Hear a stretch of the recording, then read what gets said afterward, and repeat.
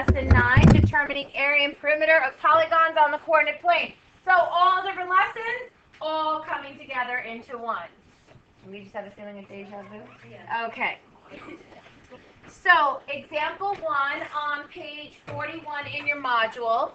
Jazid has made a scale drawing of a vegetable garden she plans to make in her backyard. She needs to determine the perimeter and area to know how much fencing and how much dirt to purchase. Determine both the area and perimeter.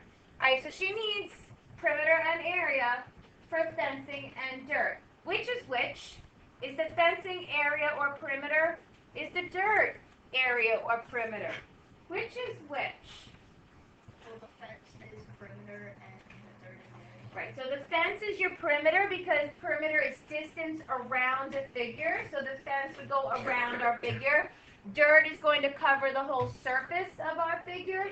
So the dirt is the area. So I drew the picture twice on the board. You have it once in your note sheet. Know where's Waldo work. Excuse me, when you get your quizzes back, I was amazed how on the left page, everybody did formula, plug it, solve it, beautiful work on a ladder, top to bottom. The next page, there was no lines, and all of a sudden Waldo came out to play, and there was work scattered everywhere. So you don't have the lines, and I didn't give you a note sheet because I need you to practice organizing your work and labeling your work without the lines. So on the left side of your picture, let's do the perimeter. On the right side, let's do area. Now before you get started and jump in, I just want to show you a couple quick strategies or tricks because I see the same mistakes over and over again, and it doesn't mean you don't know how to do it. It means sometimes we all make silly mistakes. I do it too. I did it last period. On the last quiz, a lot of you had a calculator, but some of you still made mistakes punching in the wrong number. There are no calculators on the final, but my point is it's very easy to make a mistake. So we want to use these strategies to eliminate as many as possible. So this one is already labeled for you. They labeled all the vertices, A, B, C, D, E, and F. We could use distance and absolute value, or since it's on the coordinate plane, we can just count. So let's count and find the distance. So 1, 2, 3, 4. So I'm going to label it on the coordinate plane, and down here I'm going to list all my sides. B to C. If you want to tap them or shade them in a certain color so that you can see the line, 1, 2, 3, 4, 5, 6, that's 7. CD is 4. DE is 6. Now I could just count my 4 and my 4 and assume that that's 8. But if I made a mistake counting one of them, now I just carried my mistake down. But it is a good way to double check. Because if I counted across the bottom and got 7, I'd be like, wait a minute, if that's 4 and that's 4, it should be 8. Excuse me. So it's good to just have that double check. And now I can say this is 6, this is 7, so my total here is 13. But I still want to count it just to make sure. Especially because you can go a little cross-eyed counting these things. So let's label all of our sides. Now what I did last period, I filled in my numbers, and then I realized, I said, uh-oh, how do I have one left over? I have one left over. I forgot one of the sides carrying it down. So that's why this is a good strategy so that you don't leave any out. How do I find perimeter? How do I find perimeter? What operation do I use? The perimeter is the total distance around the figure. You have to add them all up. So 10, 22, another 20. What is it? 42 what? If the directions, usually garden would be measured in feet or maybe yards. But did they tell us what the measurement is? So I just have to use units what? Square. My oatmeal just turned over in my stomach. Perimeter is a distance. Yeah, exactly. Perimeter is a distance. If I opened up that fence and stretched it out, it's a straight line. We measure straight lines in just units. There is no squared in perimeter. It's just units. Now for area, this is not a figure that I have a formula for. It's a composite figure, so I'll deconstruct it into two other shapes. I highly recommend your colored pencils so you can visualize what the shapes are. Is that a rectangle? Is that something I know the formula for? There's another rectangle that I know the formula of. No trapezoids, no irregular quadrilaterals, no diagonals. I can figure this out. So A and B. Since I have my sides labeled, it makes it much easier. So A is 4 times 7. Area is units squared. Shape B, 8 times 6. And then I have to add them together. 76 units squared, because it's area, units squared. So does anybody have a question on where any of these numbers came from? That's a little too Waldo-ish.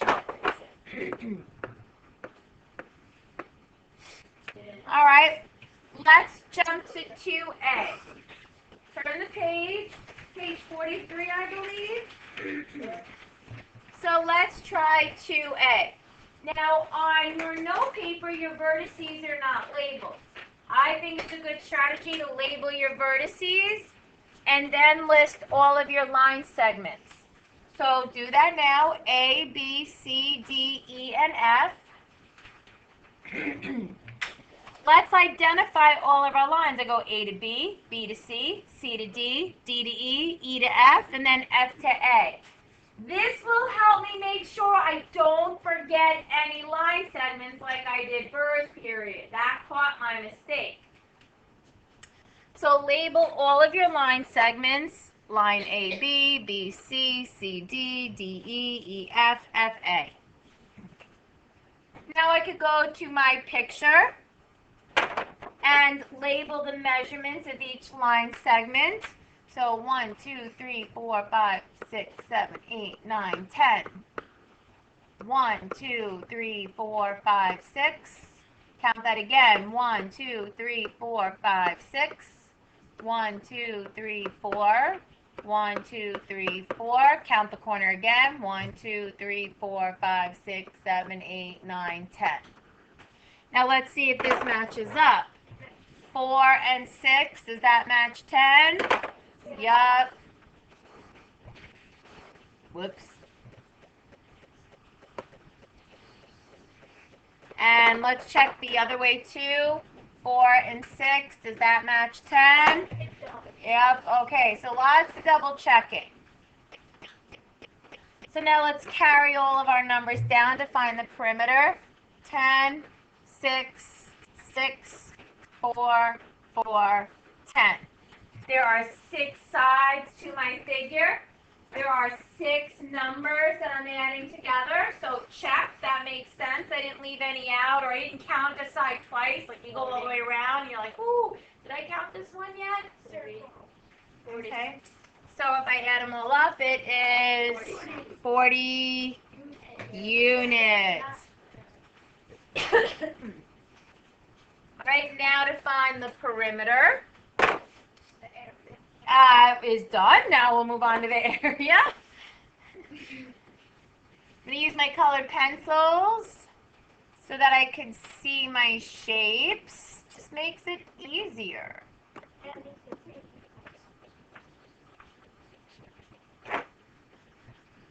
I could cut that with a vertical line and go the other way. I could, whoops.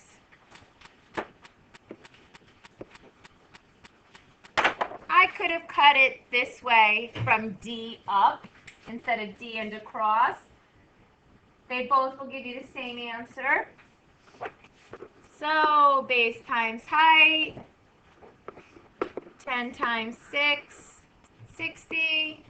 Base times height, 4 times 4, 16. Show my addition and label it correctly. All right, let's go over to B. So what is the distance of AB? 15. What's the distance of BC? 4. What's DE? 11? GH? Well, 10 doesn't make sense for GH because if that's 15, that's 4 and that's 4. 7. And then that should be 6. Can we stop calling out, please? That's why we're making mistakes. We're not listening to each other. Okay, so I make sure I have all of my sides. Add them up. 10 and 10 is 20, 30, 40, 55? No. Anybody paying attention here? No. I forgot the last 7, and it's labeled in units. So 62 units. Making sure all your line segments are identified. I'm going to use my handy dandy highlighter or colored pencils so that I can see the two shapes and make sure that they are parallelograms that I can work with.